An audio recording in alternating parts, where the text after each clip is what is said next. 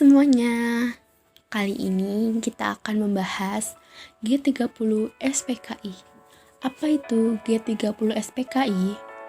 G30 SPKI adalah gerakan 30 September, sebuah peristiwa yang terjadi selewat malam pada tanggal 30 September sampai 1 Oktober 1965, ketika 7 perwira tinggi militer Indonesia beserta beberapa orang lain dibunuh dalam suatu usaha kudeta. Kemudian terdapat 6 teori mengenai peristiwa kudeta G30S ini. Yang pertama, ada gerakan 30 September merupakan persoalan internal Angkatan Darat. Teori ini dikemukakan oleh Ben Anderson. Teori ini menyatakan bahwa G30S hanyalah peristiwa yang timbul akibat adanya persoalan dari kalangan AD sendiri. Yang kedua ada dalang gerakan G30 September adalah Dinas Intelijen Amerika Serikat CIA. Menurut teori ini, Amerika Serikat sangat khawatir Indonesia jatuh ke tangan komunis. Karena itu, CIA kemudian bekerja sama dengan suatu kelompok dalam tubuh Angkatan Darat untuk memprovokasi PKI agar melakukan gerakan kudeta. Yang ketiga ada gerakan 30 September merupakan pertemuan antara kepentingan Inggris sampai Amerika Serikat. Menurut teori ini, G30S adalah titik temu antara Inggris yang ingin sikap konfrontatif Soekarno terhadap Malaysia bisa diakhiri melalui pergulingan kekuasaan Soekarno dengan keinginan Amerika Serikat agar terbebas dari komunis. Yang keempat ada Soekarno adalah dalang gerakan 30 September. Menurut teori ini berasumsi bahwa Soekarno berkeinginan melenyapkan oposisi terhadap dirinya yang berasal dari sebagian perwira tinggi Angkatan Darat. Seorang Sri Biju mengatakan bahwa pada 30 September 1965, tengah malam Soekarno memintanya untuk meninggalkan Jakarta sebelum subuh. Yang kelima, tidak ada pemeran tunggal dan skenario besar dalam peristiwa gerakan 30 September. Teori ini menyatakan bahwa tidak ada dalang tunggal dan tidak ada skenario besar dalam G30S. Kejadian ini hanya merupakan hasil dari perpaduan antara, seperti yang disebut Soekarno, unsur-unsur nekolim, pemimpinan PKI yang berkeblinger, serta okum-okum ABRI yang tidak benar. Semuanya pecah dalam improvisasi di lapangan. Yang keenam ada dalang gerakan 30 September adalah PKI. Menurut teori ini, tokoh-tokoh PKI adalah penanggung jawab kudeta dengan cara memperalat unsur-unsur tentara. Juli 1960 misalnya, PKI melancarkan kencaman-kencaman terhadap kabinet dengan tentara. Ketika tentara bereaksi, Soekarno segera turun tangan hingga persoalan ini sementara selesai. Tahun 1963, persaingan semakin sengit, baik di kota maupun di desa. PKI berusaha mendesak untuk mendapatkan kekuasaan yang lebih besar. Oleh karena itu, strategi ofensif yang dipilih untuk memenuhi harapannya. Di tingkat pusat, PKI mulai berusaha dengan sungguh-sungguh untuk duduk dalam kabinet. Mungkin PKI merasa kedudukannya sudah cukup kuat.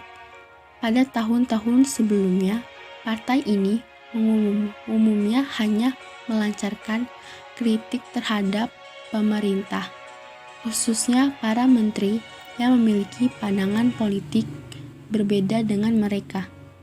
Sedangkan di daerah, persoalan-persoalan yang muncul tampaknya malah lebih pelik lagi, karena bersinggungan dengan konflik yang lebih radikal.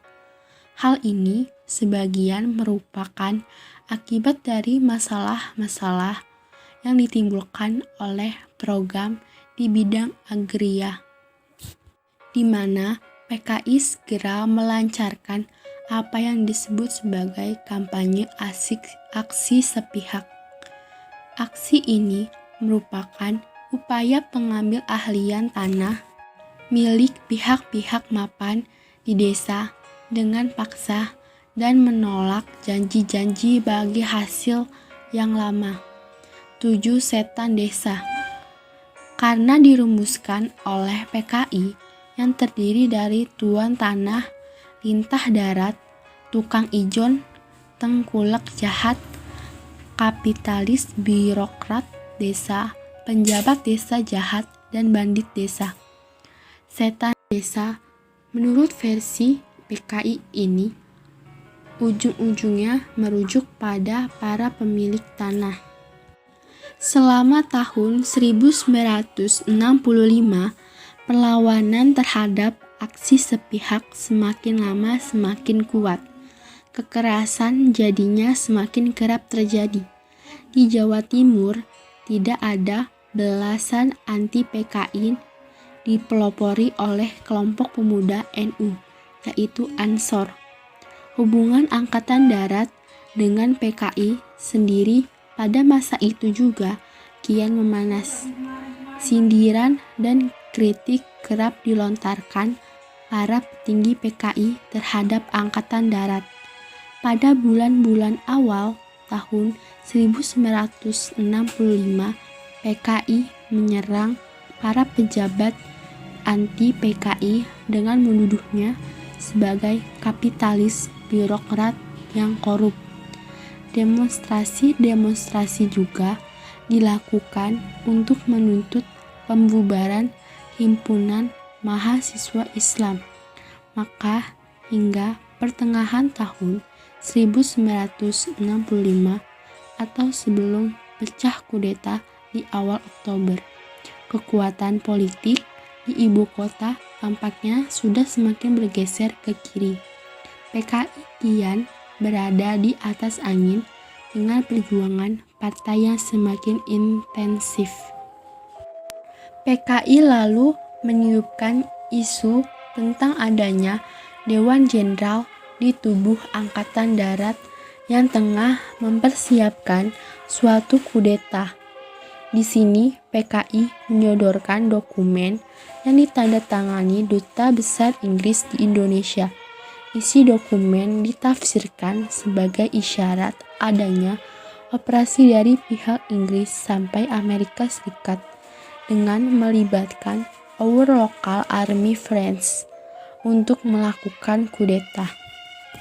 Suasana pertentangan PKI dengan Angkatan Darat dan golongan lain non-PKI pun telah sedemikian panasnya.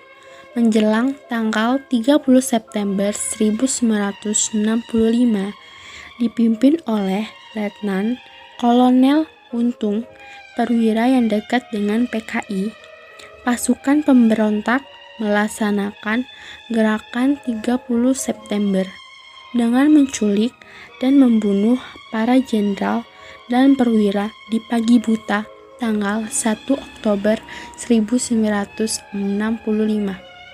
Jenazah korban lalu dimasukkan ke dalam sumur tua di daerah Lubang Buaya, Jakarta. Pada berita RRI pagi harinya, Letkol Untung lalu menyatakan pembentukan Dewan Revolusi. Dalam situasi tak menentu itulah, Panglima Komando Strategis Angkatan Darat segera berkeputusan mengambil ahli pimpinan Angkatan Darat, karena Jenderal Ahmad Yani pada saat itu belum diketahui di mana.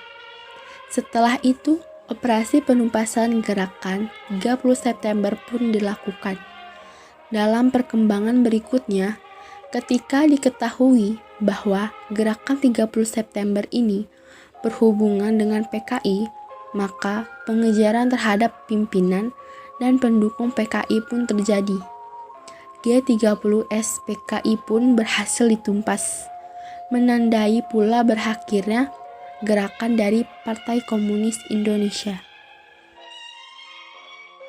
Jenderal-jenderal yang dibunuh dan dimasukkan ke lubang buaya.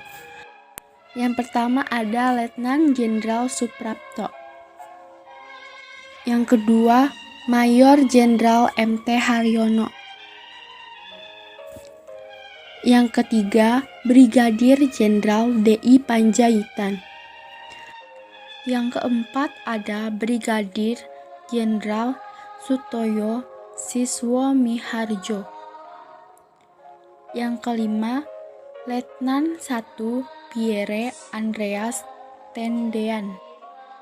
Yang keenam ada Letnan Jenderal Ahmad Yani. Yang ketujuh ada Mayor Jenderal S. Parman.